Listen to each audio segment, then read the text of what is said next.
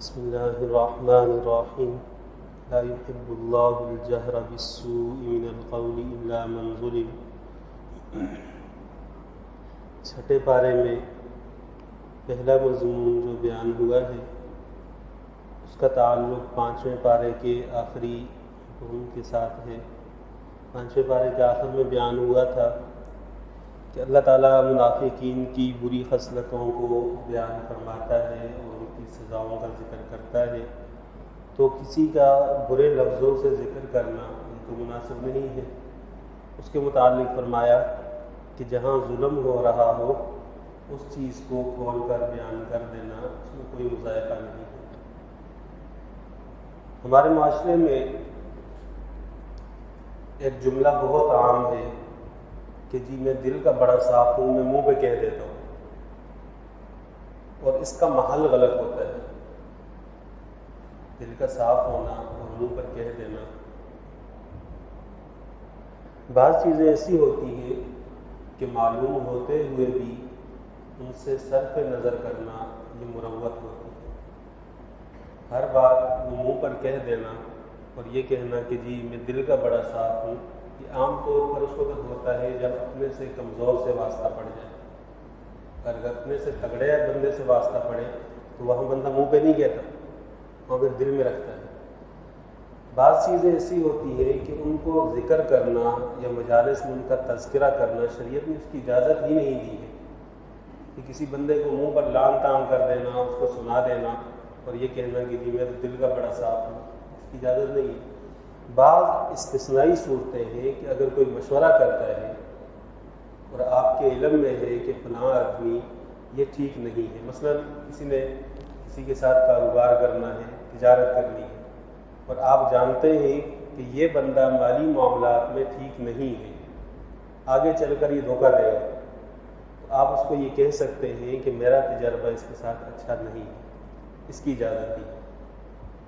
لیکن ہر جگہ اس کا تذکرہ کرنا، چرچے کرنا شریعت نے اس کی اجازت نہیں دی۔ اسی طرح رشتے کے متعلق فقہا نے لکھا ہے کہ اگر کسی کے بارے میں پوچھا جائے کہ ہم اس لڑکی کا رشتہ کرنا چاہتے ہیں اپنے لیے، اپنے بچے کے لیے، یا پھر اس لڑکے کو اپنی بچی دینا چاہتے ہیں، آپ کی اس کے بارے میں کیا رائے ہے، تو جو حقیقت ہو وہ بیان کر دیں اور اس کی خام خواہ اس کے لیے پردے نہ بنائے، اس لیے کہ وہاں دو زندگیوں کا معاملہ ہے، آگے چل کر پریشانی بنے گی۔ تو فرمایا کہ جہاں ظلم والا معاملہ ہو اس کو اللہ تعالیٰ کھول کر بیان کر دیتے ہیں تاکہ لوگوں کو ایک دوسرے سے نقصان نہ پہنچے۔ پھر اس کے بعد یہود کی بری خصلت کا ذکر ہے کہ انہوں نے پیغمبر حضرت عیسیٰ علیہ السلام کو قتل کرنے کی کوشش کی، اللہ نے ان کو حفاظت سے آسمان پر اٹھا لیا۔ اہل سنت والجماعت کا عقیدہ یہ ہے کہ حضرت عیسیٰ علیہ السلام آسمان پر ہے اور اللہ نے ان کو زندہ آسمان پر اٹھایا ہے اور قرب قیامت میں دوبارہ تشریف لائیں گے۔ پھر اہل کتاب میں سے عیسائیوں سے خطاب کر کے فرمایا کہ حضرت عیسیٰ علیہ السلام کو تو اللہ کا بندہ ہونے پر کوئی اعتراض نہیں ہے، آپ کو کیا پریشانی ہے کہ آپ اللہ تعالیٰ کا بیٹا بنانے پر تلے ہوئے ہیں۔ پھر سورت کے آخر میں وراثت کا مضمون کہ اگر کوئی ایسی عورت ہے، کوئی بندہ ہے جس کی کوئی اولاد نہیں، میاں بیوی ہے اور اس بندے کی وراثت ہے، اس کا انتقال ہو جاتا ہے، تو اس کی وراثت پھر چونکہ اولاد تو ہے نہیں، وہ بہن بھائیوں کی طرف منتقل ہو جائے گی اور اس میں ضابطہ وہی رہے گا کہ بہن کا ایک حصہ ہوگا اور بھائی کے 2 حصے ہوں گے۔ پھر اس کے بعد سورہ مائدہ ہے، یہ مدنی صورت ہے۔ پیغمبر صلی اللہ علیہ وسلم نے مردوں کو خاص طور پر اس صورت کے سیکھنے کا حکم دیا ہے۔ سورہ نور عورتوں کو سیکھنے کا حکم دیا گیا ہے اور سورہ مائدہ یہ مردوں کو سیکھنے کا حکم دیا گیا ہے۔ عائشہ رضی اللہ تعالیٰ عنہ کی ایک روایت ہے کہ سب سے آخری سورت جو نازل ہوئی وہ سورہ مائدہ ہے مجموعی طور پر، کیونکہ اس میں وہ آیت بھی ہے الیوم اکملت لکم دینکم واتممت علیکم نعمتی، جس میں دین کے مکمل ہونے کا بیان ہے اور ذکر ہے۔ ابتدا میں فرمایا گیا ہے کہ جتنے بھی آپس میں معاملات ہیں ان کی پاسداری کرو، اور جو بندوں کے ساتھ ہے ان کا بھی اور جو اللہ کے ساتھ ہے ان کا بھی لحاظ رکھو۔ پھر حرام جانوروں کا اور حرام چیزوں کا ذکر ہے کہ مردار کو اللہ نے حرام کر دیا ہے، بہتے ہوئے خون کو اللہ نے حرام کر دیا ہے،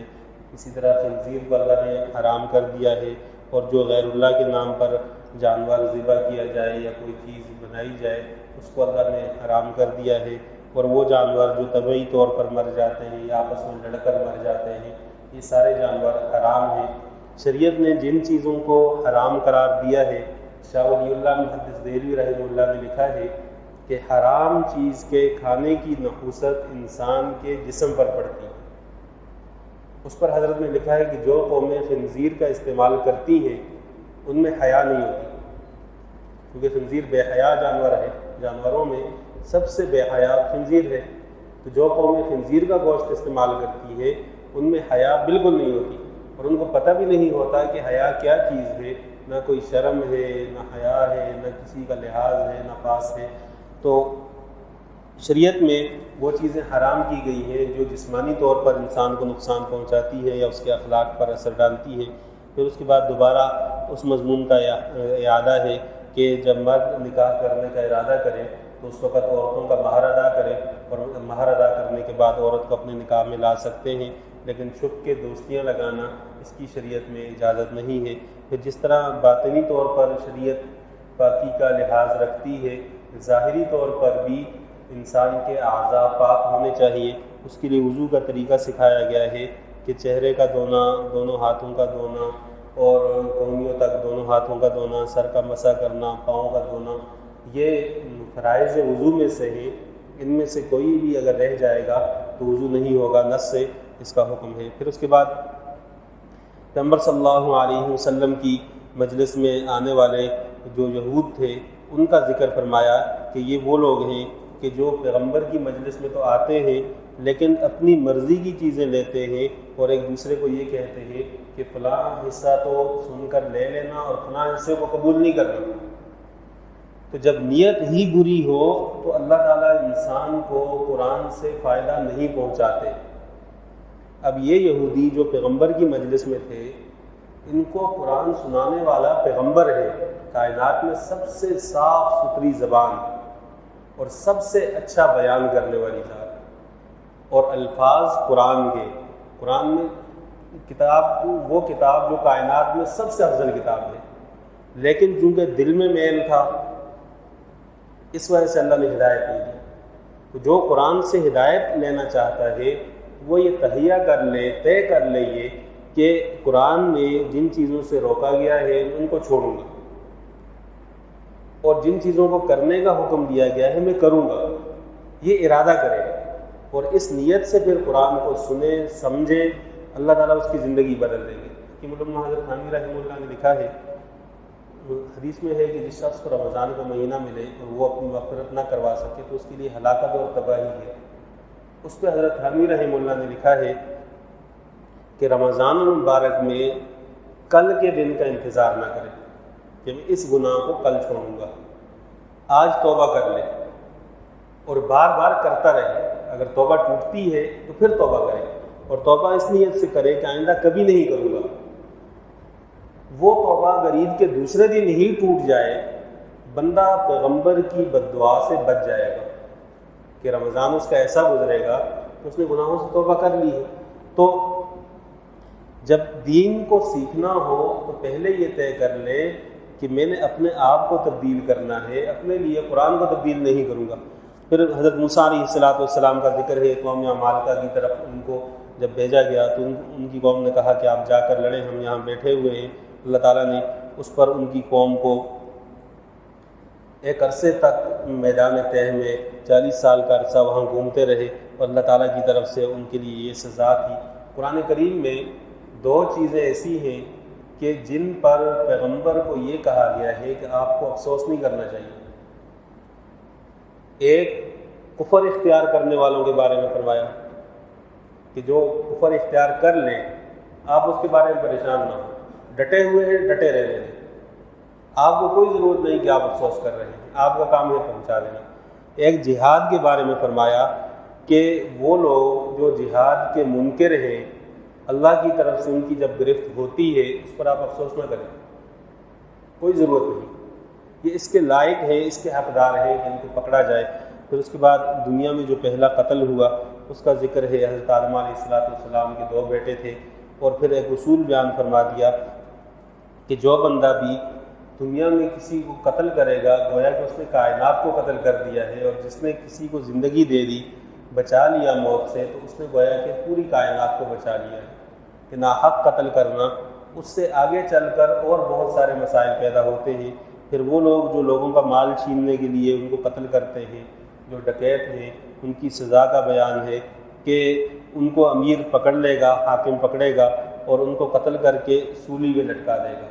اور یا پھر ان کے ساتھ یہ کیا جائے گا او تقطع ایدیہم وارجلہم من خلاف، کہ ان کے ہاتھ اور پاؤں وہ مخالف سمت سے کاٹ لیے جائیں گے، او ینفوا من الارض، یا پھر ان کو اپنے علاقے سے نکال دیا جائے گا۔ یہ جو 3 سزائیں بیان ہوئی ہیں، ان کا تعلق مختلف صورتوں کے ساتھ ہے۔ بعض دفعہ کوئی شخص کسی کو ڈراتا ہے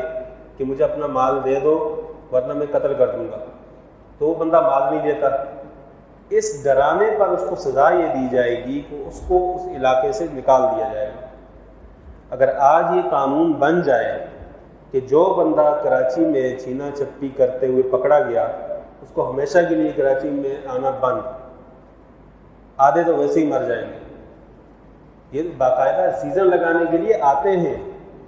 کہ جی ابھی فلاں سیزن ہے، ذرا کراچی چلتے ہیں، تو جانوروں کے دنوں میں بڑی عید کے موقع پر باقاعدہ گروہ آتے ہیں کہ لوگوں کو لوٹتے ہیں گلیوں میں، ان کا کوئی لینا دینا نہیں، نہ ان کا کوئی گھر بار ہے، نہ بیوی بچے ہیں، کچھ بھی نہیں ہے۔ تو ایک سزا یہ ہے کہ ان کو اس علاقے سے نکال دیا جائے، آئندہ کے لیے ان کا آنا منع ہے۔ اور اگر انہوں نے کوئی نقصان پہنچایا کسی کو اور اسلحہ دکھایا اور اس حالت میں ان کا مال چھیننے کی کوشش کی، تو پھر اس صورت میں ان کے ہاتھ پاؤں کاٹے جائیں گے۔ اور اگر کسی کو قتل کر دیا، جیسے ڈکیتی کے دوران بندہ قتل ہو جاتا ہے، تو پھر ان کے ہاتھ پاؤں کاٹ کر ان کو قتل کیا جائے گا، قتل کر کے سولی پہ لٹکایا جائے گا۔ یہ شریعت کی سزائیں ہیں جو قرآن نے بیان کی ہیں۔ ان میں سے ایک سزا اگر نافذ کر دی جائے، اتنا سکون اور اتنا امن اس شہر میں پیدا ہو جائے گا کہ اس کا تصور بھی کوئی نہیں کر سکتا۔ اسلامی سزاؤں میں اللہ نے بہت برکت رکھی ہے۔ حدیث میں ہے ایک حد جو اللہ نے متعین کی ہے، اس کا لوگوں کے درمیان جاری ہو جانا 40 دن کی نفع والی بارش سے زیادہ افضل ہے۔ کہ 40 دن اگر مسلسل بارش ہو اور لوگوں کو اس کا فائدہ پہنچتا رہے، تو اس سے زیادہ بہتر یہ ہے کہ ایک حد جاری ہو اور لوگوں کو اس کا فائدہ ملے گا۔ پھر اس کے بعد چور کی سزا کا ذکر ہے۔ چور اور یہ جو محارب ہے اور ڈکیت ہے، ان کی سزاؤں میں فرق ہے۔ چور اس کو کہا جاتا ہے کہ ایک آدمی نے اپنا مال چھپا کر رکھا، وہ آیا، اب اس نے تالا توڑا، تالا توڑ کے خاموشی سے مال لے کر چلا گیا، یہ چور ہے۔ یہ جو ہمارے شہر میں بنا ہوا ہے، اس کو ڈکیتی کہتے ہیں۔ یہ محارب ہے، ان کی سزا سخت ہے۔ وہ جو ہاتھ کاٹنے والی سزا ہے وہ چور کی ہے، اور چوری کہتے ہیں، سرقہ کہتے ہیں اخذ المال خفیۃ، کہ کسی کا محفوظ مال وہ چھپا کر اٹھا لینا، یہ چوری ہے۔ کہ بندہ ڈرتے ڈرتے کسی کا مال اٹھا لیتا ہے، اور جو بدماشی سے لوگوں سے چھینے اس کی سزا پھر سخت ہے۔ پھر اس کے بعد فرمایا کہ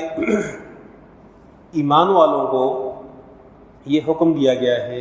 کہ جب فیصلہ کرنے کی نوبت آئے تو فیصلہ اللہ کے بیان کردہ قانون کے مطابق کرے۔ اس پر 3 آیات ہیں، آیت نمبر 44 ہے، آیت نمبر 45 ہے اور آیت نمبر 47 ہے، کہ جو لوگ اللہ تعالیٰ کے بیان کردہ حکم کے مطابق فیصلہ نہیں کرتے، یہ فاسق ہیں، یہ ظالم ہیں اور یہ کافر ہیں۔ یہ جو تیسرا درجہ ہے، یہ اس وقت ہے کہ کوئی بندہ یہ سمجھے کہ اگر میں نے قرآن کے مطابق یا شریعت کے مطابق فیصلہ دے دیا تو وہ فیصلہ اس معاشرے کے مطابق نہیں سمجھا جائے گا اور مجھے برا بھلا کہا جائے گا۔ وہ یہ سمجھتا ہے کہ قرآن کے علاوہ کسی قانون اور دستور میں لوگوں کے لیے نفع ہے، اس وجہ سے وہ قرآن کے مخالف فیصلہ دیتا ہے، تو یہ کفر ہے۔ پھر اس کے بعد ایمان والوں سے خطاب کر کے فرمایا کہ یہود اور نصارہ سے دوستی مت لگاؤ۔ اس کا انجام یہ ہوگا کہ جب یہود اور نصارہ سے قلبی تعلق ہوتا ہے، دوستی ہوتی ہے، تو اللہ تعالیٰ ایمان کی نعمت چھین لیتے ہیں۔ قرآن میں جہاں آیت نمبر 51 میں یہ مضمون بیان ہوا ہے، آیت نمبر 54 میں جا کر ارتداد کا ذکر ہے، مرتد ہو جانے کا، کہ اگر کوئی مرتد ہو جاتا ہے، دین چھوڑ دیتا ہے، وہ یہ نہ سمجھے کہ دین کو نقصان پہنچے گا، اللہ اس کے بدلے میں ایسے لوگ لے کر آئے گا، ایسے افراد پیدا کرے گا جو اللہ سے محبت کریں گے، اللہ ان سے محبت کرے گا، ایمان والوں کے معاملے میں وہ نرم ہوں گے اور کافروں کے معاملے میں سخت ہوں گے، اور اللہ کے راستے میں جہاد کریں گے۔ یہ جو صفات بیان ہوئی ہے، قرآن کا آپس میں تعلق ہوتا ہے، ایک ربط ہوتا ہے، کیونکہ ہمارا تو خلاصہ ہے، ہم زیادہ تفصیل میں جا نہیں سکتے۔ تو یہ جو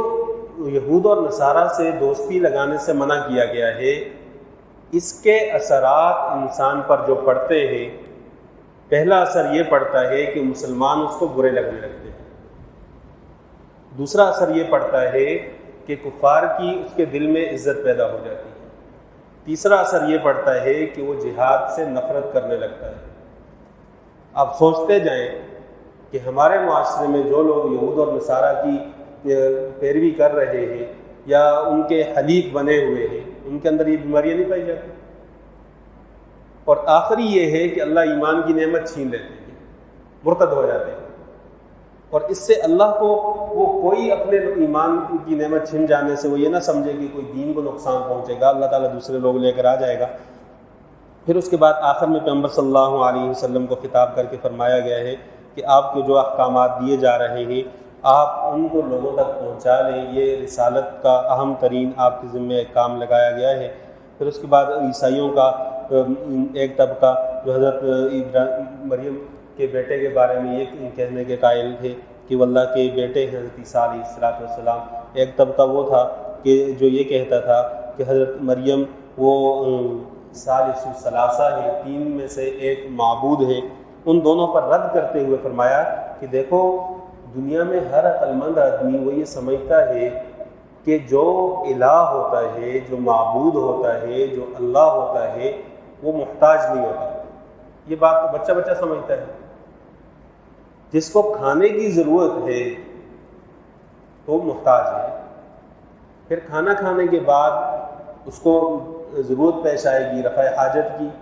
وہ محتاج ہے اس کا، پانی پیے گا پیشاب کی ضرورت پیش آئے گی۔ جب جو کھانے کا محتاج ہے تو اس کی بہت ساری اور بھی ضرورتیں ہوں گی، اور جو ضرورت مند ہوتا ہے وہ کبھی اللہ نہیں ہوتا۔ اللہ کی ذات وہ بے نیاز ذات ہے، لہٰذا اس بات کو سمجھ لیں کہ ام صدیقہ کانا یاکلان الطعام، حضرت مریم حضرت عیسیٰ علیہ السلام دونوں کھانا کھاتے تھے۔ اب اس چیز کو دیکھ لیں، سمجھ لیں، پھر اس کے بعد فیصلہ کریں کہ عیسائی کس رخ پر جا رہے ہیں۔ تو اس کے بعد آخر میں دو مضمون بیان ہوئے ہیں۔ پہلا مضمون یہ بیان ہوا ہے کہ بنی اسرائیل کے جو علماء تھے انہوں نے اپنے لوگوں کو سمجھایا کہ گناہ مت کرو اور گناہوں سے اپنے آپ کو دور کر لو۔ قوم نے بات نہیں مانی، وہی علماء ان لوگوں کے ساتھ اٹھتے بیٹھتے رہے، کھاتے پیتے رہے۔ اللہ کی لعنت ان لوگوں پر بھی اور ان علماء پر بھی ہوئی۔ وجہ اس کی یہ تھی کہ وہ لوگ جو اللہ کی نافرمانی کر رہے ہیں ان کی مجالس میں انہوں نے کیوں شرکت کی۔ علامہ شامی رحمہ اللہ نے لکھا ہے کہ گناہ کی مجلس میں عالم کا شریک ہونا یہ اس کو جواز فراہم کرتا ہے، اور ہوتا ہے عام آدمی جب وہ دیکھتا ہے کہ جی گانے بجانے کی مجلس ہے، تصویریں بھی بن رہی ہے، ویڈیو بھی ہے اور مخلوط نظام ہے،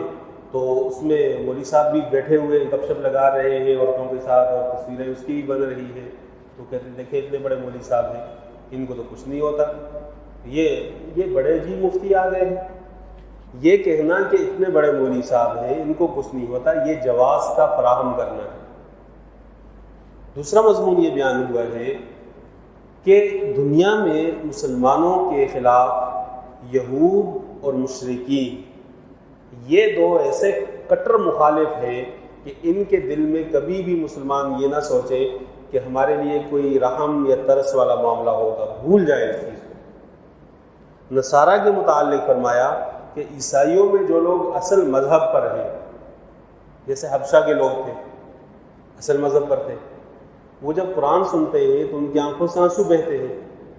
ان کے دلوں میں ترس بھی ہے وہ مسلمانوں کے لیے ہمدردی بھی رکھتے ہیں، لیکن یہ وہ عیسائی ہیں کہ جو اہل کتاب ہیں اور دین کی سمجھ اللہ نے ان کو دی ہے۔ ہمارے زمانے کے جو عیسائی ہیں یا نصارہ ہیں، یہ یا تو مرتد ہیں کہ اپنا مذہب چھوڑ کر پھر چکے ہیں یہودیت کی طرف، یا پھر یہ دہریے ہیں۔ اس وقت دنیا میں عیسائیوں کا بہت بڑا طبقہ وہ ہے جو ان کی نئی نسل ہے کہ وہ اللہ تعالیٰ کی سرے سے قائل ہی نہیں ہے۔ یہ کہنا کہ عیسیٰ علیہ السلام اللہ کے بیٹے ہیں یا تیسرے معبود ہیں، یہ تو ایک الگ چیز ہے، وہ اللہ کے قائل ہی نہیں ہے۔ اس لیے ان آیات کو ان عیسائیوں سے جوڑنا کہ جو آئے دن مسلمانوں پر بم گرا رہے ہیں، ان کو نقصان پہنچا رہے ہیں، ان کے لیے نرمی پیدا کرنا، اس کی شریعت میں اجازت نہیں ہے۔ اللہ تعالیٰ سے دعا ہے قرآن تعلیمات پر عمل کرنے کی توفیق عطا فرمائے۔